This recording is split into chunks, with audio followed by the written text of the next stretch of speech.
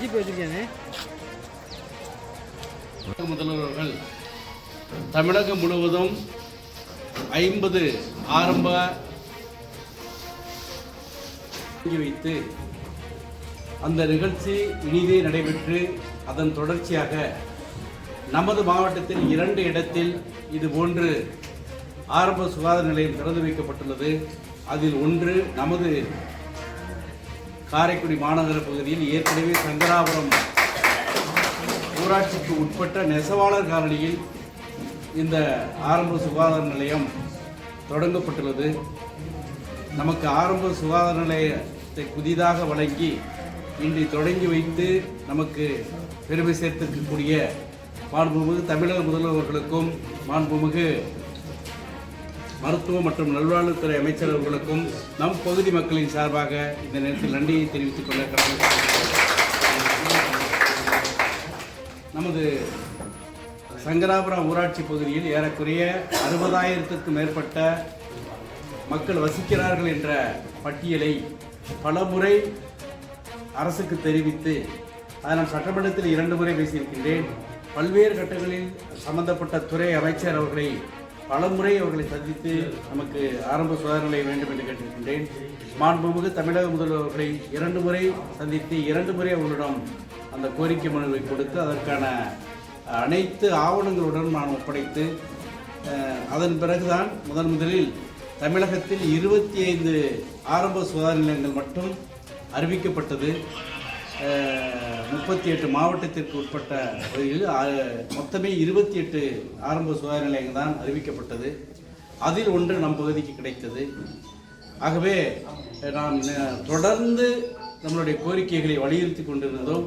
மக்களின் தேவைகளை உணர்ந்து மக்களுக்கு தேவையான மருத்துவம் கிராமப்புற மக்களுக்கு கிடைக்க வேண்டும், இந்த பகுதியை சுற்றியுள்ள கிராமப்புற மக்களுக்கு கிடைக்க வேண்டும் என்று பல்வேறு முறை கோரிக்கை வைத்ததன் மூலமாக மாண்புமிகு தமிழக முதல்வர்கள் மாண்புமிகு துறை அமைச்சர் அந்த துறையினுடைய அமைச்சர் அவர்களுக்கு இதை எடுத்து கூறி நம் பகுதிக்கு இந்த ஆரம்ப சுகாதார நிலையத்தை வழங்கினார்கள். அதற்கு இடம் தேர்வு செய்யப்பட்டு உடனடியாக அதற்கு நிதியும் விடுவிக்கப்பட்டார்கள். அந்த நிதியும் விடுவிக்கப்பட்டு கட்டடம் முடியக்கூடிய நிலையில் இருக்கின்றது. இருந்தாலும் மாண்புமிகு தமிழக முதல்வர்கள் இன்று 50 ஆரம்ப சுகாதார நிலையங்களை தொடங்கி வைக்க வேண்டும் என்ற நோக்கத்தோடு இன்று தொடங்கி வைத்திருக்கின்றார்கள். இன்னும் ஏறக்குறைய 1 மாத காலத்திற்குள் நிச்சயமாக அந்த கட்டிடம் முழுமையடைந்து அந்த புது கட்டிடத்திற்கு இந்த அனைத்துமே இங்கே மாற்றப்பட்டு உங்களுக்கு தேவையான மருத்துவ வசதி அங்கு செய்து தரப்படும். அதற்கு தேவையான மருத்துவர்கள் செவிலியர்கள்லாம் புதிதாக நியமிக்கப்படுவார்கள். தற்பொழுது இங்கு மருத்துவர் தேவையான செவிலியர்கள் இங்கு இருப்பார்கள். அதுவரை அதுக்கு தேவையான மருத்துவ வசதிகள்லாம் இங்கே கிடைக்கும்.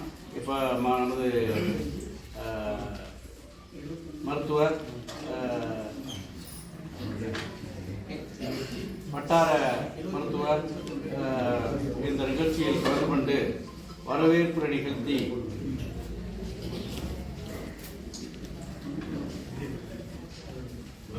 பல்வேறு கருத்துக்களை இங்கே கூறினாங்க. அதே போன்று இந்த மருத்துவம் சிறந்த முறையில் செயல்படும்.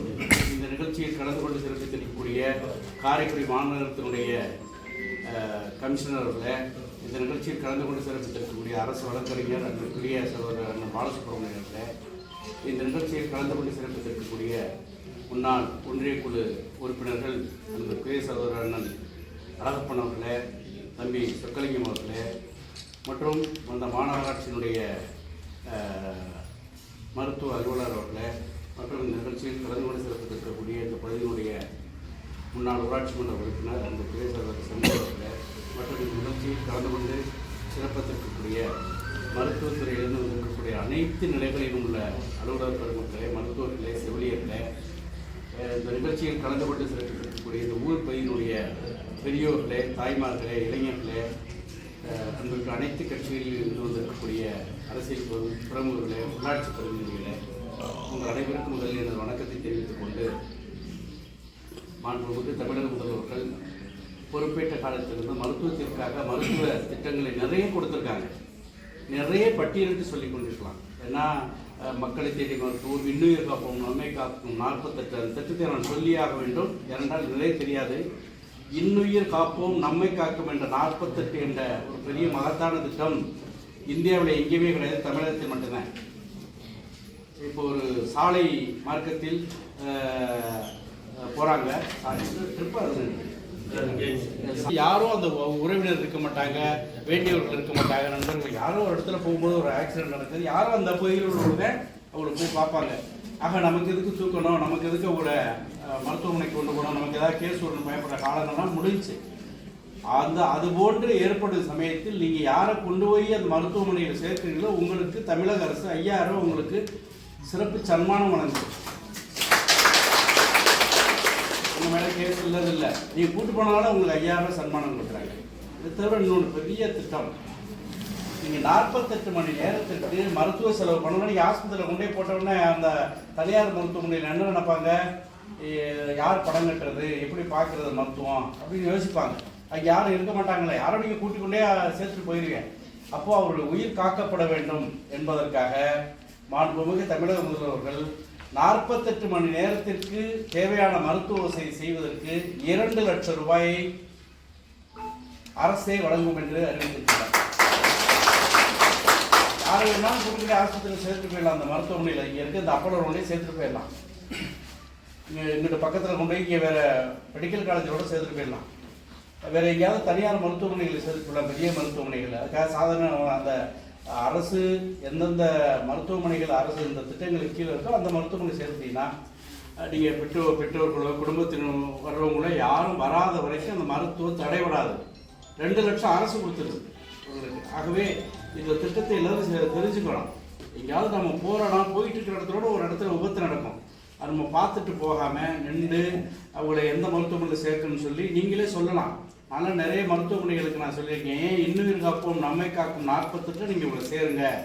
இப்போ ஏன்னா நிறைய மருத்துவமனைகள் இது எதுக்கு சேர்த்துட்டு கிளைம் பண்ணணும்னு நினைப்பாங்க. சொல்லணும், அந்த திட்டம் இருக்குல்லங்க, சேருங்க, சேர்த்து அதை பண்ணுங்கன்னு சொல்லணும். ஆகவே இந்த திட்டத்தை எல்லாருமே தெரிஞ்சுக்கணும். பல இடங்களுக்கு போகிறோம். ஆகவே இந்த திட்டம் சிறந்த திட்டம். இந்த திட்டத்தை நிறைய மக்களுக்கு கொண்டு போய் சேர்க்கணும். இது பல கோடி ரூபாயை மாண்புமிகு தமிழக முதல்வர் இந்த திட்டத்திற்காக ஒதுக்கீடு செய்து நிறைய பேர் உயிர் காப்பாற்றப்பட்டிருக்கிறது. ஆகவே இது எதுக்காக சொல்லணும்னா, இது போன்ற 10 பேருக்கு தெரிஞ்சுன்னா நீங்கள் 100 பேருக்கு சொல்லுவீங்கிறதா இந்த திட்டத்தை சொல்லுங்கள். திட்டத்தை பற்றி நிறைய தெரியாது, நிறைய பயனடையலாங்க. இதனால் விபத்துக்கு உள்ளாருங்க, யாருக்கும் விபத்து வர வேண்டாம். விபத்துக்கு உள்ளானவர்களுக்கு இது போன்ற வாய்ப்பு கிடைப்பதற்கு உங்களை போன்றவர்களுக்கு சொன்னாக்க நீங்கள் பல பேருக்கு சொல்லுவீங்கிறதுக்காக சொன்னேன். இது சிறந்த திட்டம். இது போன்ற பல்வேறு திட்டங்களை முதலமைச்சர் அவர்கள் நமக்கு அறிவித்து பல்வேறு திட்டங்களை மக்களுக்காக, எப்படி மகளிர் உரிமை தொகை, பஸ் கட்டணமில்லா பஸ் பயணம் இருக்கோ, இது போன்ற மருத்துவத்துறையில் இது போன்ற பல்வேறு திட்டங்களை அவங்க கொடுத்துருக்காங்க. இப்போ பாருங்கள், மருத்துவம் எல்லா இடத்துக்கும் கிடைக்கணுங்கிறது தான் 50 ஆரம்ப சுகாதார நிலையங்களை தமிழகம் முழுவதும் அறிவிச்சிருக்காங்க. இன்னொரு 50 இடத்துல மக்களை பிரித்து அவங்களுக்கு தேவையான மருத்துவ வசதி ஈஸியாக கிடைக்கணுங்கிறதுக்காக ஒன்று பண்ணியிருக்காங்க. இப்போ நம்ம இதில் இங்கே ஆரம்பிச்சிருக்கோம். இங்கே இந்த சுற்றி உள்ள கிராமங்கள்லாம் இனி நீங்கள் அரசு மருத்துவமனை டவுனுக்கு போக தேவையில்லை. இங்கேயே உங்களுக்கு சிறந்த மருத்துவர்கள், சிறந்த செவிலியர்கள் இருப்பாங்க. இப்போ நான் தனியார் மருத்துவத்தை நான் குறை சொல்லவில்லை. தனியார் மருத்துவத்தை விட நம்ம அரசு மருத்துவமனைகளில் உள்ள செவிலியர்கள் திறமை மிக்கவர்கள். என்னென்னா, தேர்வு செய்யப்பட்ட செவிலியர்கள். இவங்கெல்லாம் தேர்வு படித்து அதன் பிறகு அதுக்கு எக்ஸாம் எழுதி தேர்வு செய்யப்பட்ட மருத்துவர்கள் தான் செவிலியர்கள், மருத்துவர்கள் தான் இங்கே வர்றாங்க. ஒரு மருத்துவர்களுக்கு இணையான செவிலியர்கள் ஒவ்வொரு மருத்துவமனையிலும் இருப்பாங்க. தனியார் மருத்துவமனைக்கு ஏதோ அனுபவத்தில் இருப்பாங்க, நான் உங்களை குறை சொல்லலை. இருந்தாலும் அரசு மருத்துவமனை எப்பொழுதுமே தேர்வு செய்யப்பட்ட நல்ல தேர்வானவர்கள் தான் மருத்துவர்கள் வருவாங்க, செவிலியர்கள் வருவாங்க. அதனால் நீங்கள் அவங்க மீது முழுக்க நம்பிக்கை வைக்கணும். நீங்கள் அரசு மருத்துவமனை என்னத்தை அப்படின்னு முழுமையாக நீங்கள் அவர்கள் நம்ப வேண்டும். முழுமையாக திறமை மிக்க செவிலியர்கள், மருத்துவர்கள் தான் இங்கே வர முடியும். சாதாரணமாக அதில் பாஸ் பண்ணாதவங்க அதில் வர முடியாது. ஆகவே நீங்கள் நமக்கு கிடைத்திருக்கக்கூடிய இந்த மருத்துவமனை இந்த பகுதி மக்களுக்கு, சுற்றுள்ள மக்களுக்கு சிறந்தது. இன்னொன்று, மருத்துவமனை புதிய கட்டிடம் சென்றவுடன் உங்களுக்கு தேவையான வசதிகளை, அனைத்து வசதிகளையும் இங்கு செஞ்சு கொடுத்துருவாங்க, நீங்கள் பயன்படலாம். இன்னொன்று, முதலமைச்சர் அவர்கள் இன்னொரு பல்வேறு திட்டங்களை, எங்கெங்கெல்லாம் ஆரம்ப சுகாதார நிலையங்கள் இருக்கோ அங்கெல்லாம் நாய் கடிக்க மருந்து இருக்கும், பாம்பு கடிக்க மருந்து இருக்கும், அங்கெங்கே அதை வச்சுருக்கணும்னு சொல்லியிருக்காங்க. ஆகவே நீங்கள் அதை பற்றியெல்லாம் கவலைப்பட வேண்டாம். எல்லா ஆரம்ப சுகாதார நிலையங்களிலும் நாய் கடிக்க, பாம்பு கடிக்கலாம் மருந்து இருக்கும். நீங்கள் அது ஒரு வசதி. நீங்கள் காரைக்குடிக்கு அந்த பெரிய மருத்துவமனைக்கு போகலாம். இன்னொரு பெரிய மகத்தான திட்டம், அதுவும் இந்தியாவிலே தமிழகத்தில் மட்டும்தான், இதயம் காப்போம் அப்படிங்கிற ஒரு சிறந்த திட்டத்தை முதலமைச்சர் அறிவித்தாங்க. 14 வகையான மாத்திரைகள் கொண்டு ஒரு பெட்டகம். அது உடனடியாக ஒரு திடீர்னு ஒருத்தருக்கு ஹார்ட் அட்டாக் வந்துருச்சு அப்படின்னா நீங்கள் இங்கேருந்து பெரிய மருத்துவமனைக்கு போகணுங்கிறது தேவையில்லை. எங்கே பக்கத்தில் ஆரம்ப சுகாதாரம் இங்கே இருக்குது, இல்லை இங்கே வேறு ஊரில் ஆரம்ப சுகாதாரம் நமக்கு எங்கே பக்கத்தில் இருக்கோ அங்கே போயிட்டாக்கா அந்த மருந்து எப்பொழுதுமே ஸ்டாக் வச்சுருப்பாங்க. அந்த மாத்திரையை முதலுதவிக்காக உடனடியாக அந்த மாத்திரையை உட்கொண்டால் ஒரு கொஞ்ச நேரம் அவங்களுக்கு அந்த இதயம் அட்டாக் வர்றதுங்கிறது காக்கப்படுகிறது. அதன் பிறகு நீங்கள் பெரிய மருத்துவமனை கொண்டு செல்வதற்கு வாய்ப்பு. இந்த திட்டமும் சிறந்த திட்டம். இது வந்து மாண்புமிகு முதல்வர்கள் இதெல்லாம் ஒரு பெரிய மகத்தான திட்டம். இந்த திட்டங்களை எல்லாம் அறிவிச்சதன் காரணமாக தான் ஏழை எளிய மக்களுக்கு விரும்பியிருக்காங்க. அதுபோக ஒரு மருத்துவ காப்பீடு அட்டை 5 லட்சம் ரூபா ஒரு குடும்பத்திற்கு அந்த திட்டம். இன்னும் நிறைய திட்டங்களை அறிவிச்சிருக்காங்க. உங்களுக்கு நிறைய சொல்லிக்கிட்டே போனால் பட்டியல் நான் கொண்டு வந்து பட்டியலே படிச்சிருவேன். அந்த அளவிற்கு மருத்துவ திட்டங்கள் உங்களுக்கு கிடைக்க இருக்கின்றது. இன்னும் கர்ப்பிணி பெண்களுக்கு தேவையான வசதிகளை பிறப்பு முதல் இறப்பு வரை என்னென்ன திட்டங்கள் வேணுமோ அத்தனையுமே அரசு உங்களுக்கு செஞ்சு கொடுக்குது. கர்ப்பிணி பெண்களுக்கு தேவையான மருத்துவ வசதிகள், அவங்களுக்கு பேறுகால விடுப்பு கூட, பெண்களுக்கு தேவையான பேறுகால விடுப்பு அரசு பணியில் இருக்கவங்களுக்கு 1 வருஷம். அதுபோக அவங்கள வந்து பணிக்காலங்களையும் எடுத்து அந்த லீவை சேர்த்துக்கலாங்கிற மாதிரி தான் அறிவிச்சிருக்காங்க. ஆகவே வந்து எவ்வளவு திட்டங்களை மகளிருக்காக அறிவிச்சிருக்காங்க பாருங்கள். உங்களுக்கு இந்த அங்கன்வாடி பணியாளர்கள், இது செவிலியர்கள்லாம் உங்களுக்கு தேவையான ஊட்டச்சத்து மாவுல வந்து உங்களுக்கு வீடு வீடாக தேடி வந்து கொடுக்குறாங்க. உங்களுடைய குழந்தை வந்து பிறக்கும் பொழுது சிறந்த குழந்தையாக பிறக்க வேண்டும். உங்களுக்கு அதன் பிறகு இந்த நாட்டிற்கு தேவை, அந்த குழந்தை இந்த நாட்டிற்கு தேவை, உங்களுக்கும் தேவை, நாட்டிற்கும் தேவை. அதனால தான் நாட்டிற்கு தேவைனால இந்த டாக்டர்லாம் உங்களுக்கு சேவை பண்ணுறாங்க. சிறந்த குழந்தையாக இருந்து வந்ததுனால தான் உங்களுக்கு நாட்டுக்காக சேவை பண்ணுறாங்க. அவங்க சம்பளம் வாங்கினாலுமே உங்களுக்காக சேவை பண்ணுறாங்களே. இதனால் நாட்டுக்கும் சேவை என்ற நோக்கத்தோடு தான் அரசு உங்களுக்கு பல்வேறு திட்டங்களை செயல்படுத்தி கொண்டிருக்கின்றது. ஆகவே இந்த ஆரம்ப சுகாதாரங்களை நம் பகுதியில் அமையப்பட்டது பெருமைக்குரியது. இதற்காக மீண்டும் மீண்டும் மாண்புமிகு முதலமைச்சர் அவர்களுக்கு நன்றி தெரிவிக்க வேண்டும். ஏனென்றால் இந்த திட்டம் மட்டுமல்ல, நம் தொகுதிக்கு சட்டமன்ற உறுப்பினராக பொறுப்பேற்ற பிறகு மாண்புமிகு நமது முன்னாள் மத்திய நிதியமைச்சர் ஐயா ப. சிதம்பரம் அவர்களும், நமது பாராளுமன்ற உறுப்பினர் கார்த்திக் சிதம்பரம் அவர்களும், நமது மாண்புமிகு கூட்டுறவுத்துறை அமைச்சரான பெரியகருப்பன் அவர்களும், மாண்புமிகு தமிழக முதல்வர்களை நானும் முதல்வர்களை சந்தித்து பல்வேறு கோரிக்கைகளை நாங்கள் கேட்டோம்.